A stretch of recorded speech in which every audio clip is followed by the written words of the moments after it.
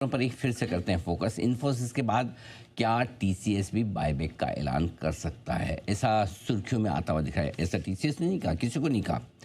लोग अंदाजा लगा रहे हैं। और लोग में भी कौन? अच्छे लोग, बड़े लोग।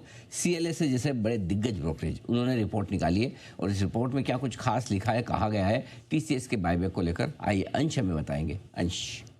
बिल्कुल। सबसे पहले तो सीएलएसए की रिपोर्ट में इन्होंने आउट परफॉर्मेंस की रेटिंग दी है। ठीक है। टारगेट प्राइस यहाँ पे देखें तो 4,279 का दिया है, यानी कि यहाँ पे 38% का अपसाइड यहाँ पे एक्सपेक्ट किया जा रहा है।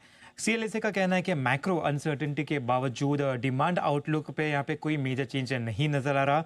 FY26 में इंटरनेशनल ग्रोथ कंपनी के ओवरऑल ग्रोथ से भी ज़्यादा का एस्टिमेट यहाँ पे किया जा रहा है।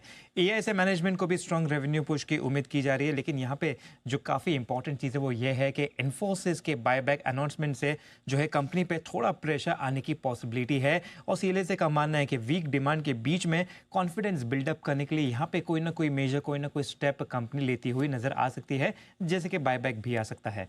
अब लास्ट बायबैक अगर हम देखें तो ये आया था दिसंबर 2023 में, और अभी सीएलएसए का कहना है कि इस बार Q3 में स्पेशल डिविडेंड के बजाय यहाँ पे बायबैक अनाउंस होने की संभावना है। टेंडर बायबैक की एक्सपेक्टेशन आ सकती है यहाँ पे।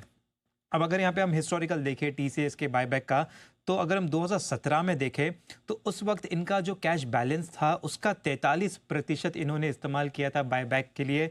2018 में देखें तो वहाँ पे भी 33% का कुछ इस्तेमाल किया था। 2020 में देखें तो 25%, 22 में देखें तो 30% और 23 में देखें तो यहाँ पे भी लगभग 30% का इस्तेमाल किया था। यानी कि ऑन एन एवरेज देखें तो 30% के आसपास का ये वो आंकड़ा है जो कंपनी इस्तेमाल करती है अपने कैश बैलेंस में से बायबैक के लिए।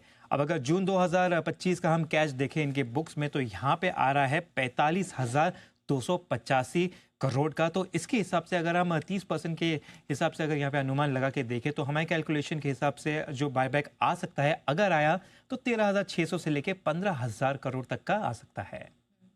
ठीक है, तो ये है टीसीएस का बायबैक। ये हमारी एक्सक्लूसिव रिसर्च में हमने कैलकुलेशन किया था और इस पर सीएलएसए की भी रिपोर्ट आ रही है कि वो भी जल्द ही बायबैक की घोषणा कर सकते हैं। इस वजह से हम देख रहे हैं सर, आज आईटी स्टॉक सारे नीचे हैं, लेकिन टीसीएस मजबूत है। अकेला ही मजबूत है, बाकी सब 2 दिनों से चलने के बाद गिर गए। लगता है आपको शरद जी आएगा टीसीएस में भी बायबैक? जी आ सकता है मेरे हिसाब से। पूरा ऑपरेटिंग एनवायरनमेंट तो दोनों कंपनीज का सेम है। इंटरनेशनली भी अगर आप देखें तो ज्यादातर बड़ी कंपनीज जिस टाइप के फ्री कैश फ्लो जनरेट कर रहे हैं, एम&ए वगैरह में उतनी बड़ी अपॉर्चुनिटीज है नहीं। तो मुझे लगता है जो छोटा बहुत R&D इम्प्रूवमेंट ये कर भी रहे हैं उसके लिए भी इनके पास काफी पैसा है। तो ये एक रेगुलर फीचर रहना चाहिए, खास करके बड़ी वाली आईटी कंपनीज के लिए, टीसीएस इन्फोसिस के लिए एक रेगुलर फीचर रहना चाहिए। तो मुझे काफी आश्चर्य नहीं होगा अगर टीसीएस भी एक बायबैक अनाउंस करता है। तो ये है आपके लिए टीसीएस पर राय। इस वक्त बायबैक की तैयारी यहाँ पर भी हो सकती है। एक